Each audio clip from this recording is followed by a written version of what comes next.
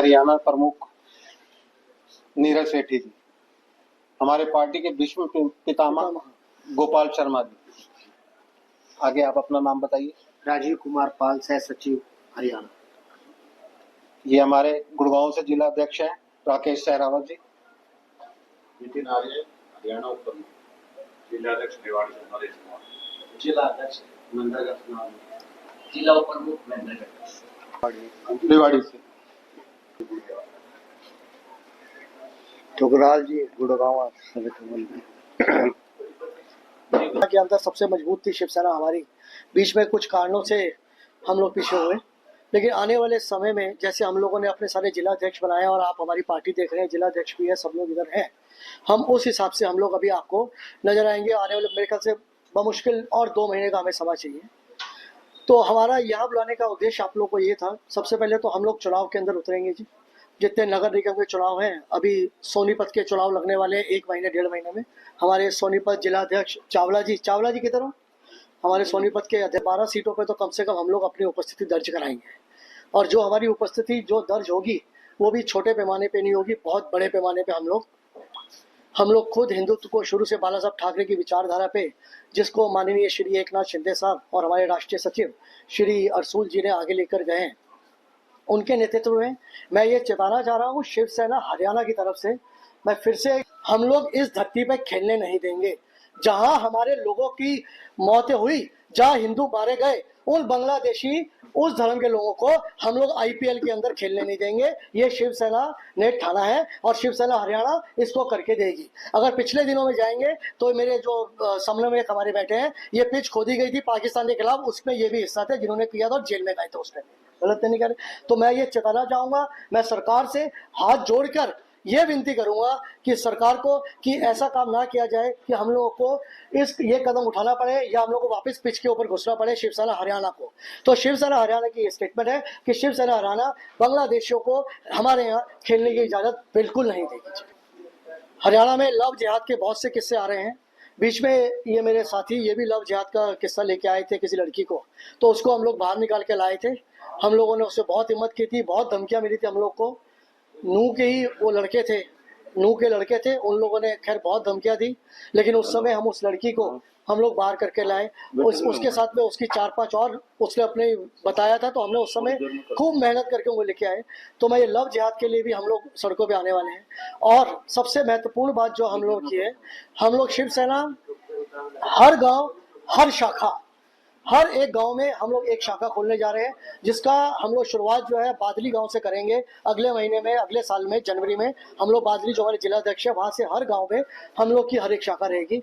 शायद आप लोग सबको मालूम होगा, बम्बई में जब तक हमारे राज है, हम लोग का बाला साहब का राज रहा, तो कोई भी व्यक्ति जो है कि कुछ भी परेशानी है तो शाखा में जाके वही होगा। सर ऐसा है, जिस हिसाब से हमारे हिंदुओं के ऊपर अत्याचार हुए बांग्लादेश में, तो हम लोगों ने ये चेतावनी दी है, शिवसेना हरियाणा की तरफ से ये चेतावनी है कि हम लोग बांग्लादेश के खिलाड़ियों को आईपीएल के अंदर हिंदुस्तान में खेलने नहीं देंगे।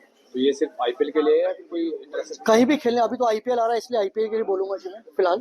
तो आईपीएल के अंदर तो कम से कम नहीं खेलने देंगे हम लोग। बाकी अगर ये लोग नहीं सुधरे तो किसी भी मैच में इन लोगों को हम लोग आने नहीं देंगे। तो बांग्लादेश के क्रिकेट खिलाड़ियों के लिए है ना? बांग्लादेश के क्रिकेट, बांग्लादेश कोई भी मैच होगा हम लोग यहाँ होने नहीं देंगे। कैसे रोकेंगे? हम लोग जैसे पहले रोकते हैं, आप लोग देखिए, पहले भी हमने पाकिस्तान के साथ भी मैच रोका है। हम लोग ने अपने गुड़गांव के अंदर पाकिस्तान का कंसर्ट तक रोका है शिवसेना ने।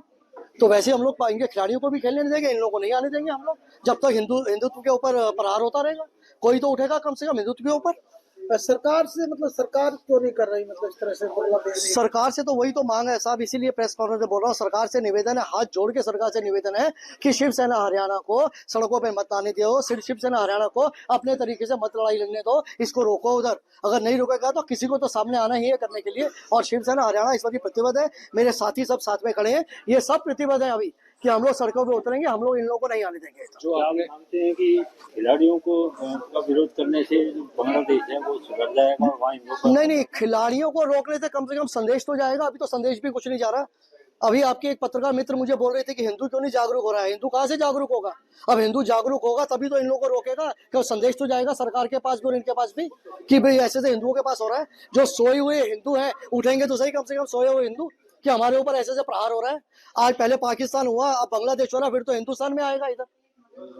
इसलिए हम लोग ये नहीं चलने देंगे। लगातार जिस तरह से हमले हुए, दिल्ली कांड हुआ या वो हिमाचल में कांड हुआ, कैसे देखते हैं इन आतंकवादी घटनाओं को आप? भाजपा की सरकार है, लगातार चली आ रही है। देखिए, मैं एक छोटा सा आपको बताऊंगा, बीच में जो मेजर निर्वाल को मारा गया था उधर करनाल में थे, जब कश्मीर में, मैं और मेरे साथी गोपाल जी हम लोग गए थे उधर, और मैं बहुत आदरणीय एकनाथ शिंदे साहब का और आदरणीय अरसूल जो हमारे राष्ट्रीय सचिव हैं उनका धन्यवाद करूंगा। एकमात्र वो लोग थे जिन्होंने मेरे सामने फोन पर उनको बोला था अगर वो बिटिया को जॉब चाहिए तो शिवसेना कहीं ना कहीं कर देगी। बाकी कोई भी सरकार गई नहीं कि जाकर उधर बोल पाए। तो आप इसी से सोच सकते हैं हम लोग आतंकवादियों को क्या देखते हैं। आप इसी से सोच लीजिए कि जिस समय सब फंस गए थे उधर आतंकवाद में कश्मीर में, इस समय तो हमारे शिंदे साहब वहां से खुद प्लेन में बैठकर आए थे और इन लोगों को लेके गए थे वहां पे पूरे महाराष्ट्र। तो आपने इस बात जो चेतावनी अभी दी है, क्या इसकी आपने एडमिनिस्ट्रेशन से भी बात की है? कहीं आपने कोई लेटर दिया है किसी के नाम कि हम ऐसा करेंगे अगर ऐसा नहीं हुआ? ऐसा है जी, अभी आज तो सबसे पहला काम था हम लोग का प्रेस के अंदर बोलना। कल से हमारे जो ये कार्यक्रम है, सारी चिट्ठी पत्री कल से जो है डीसी वगैरह सब जगह मुख्यमंत्री को सब चीजें कल से चली जाएंगी। आपके राज्य की खबरें, आपके शहर की खबरें सबसे पहले जानने के लिए देखते रहें अमर उजाला। चैनल को सब्सक्राइब जरूर कर लें और पाएं हर अपडेट।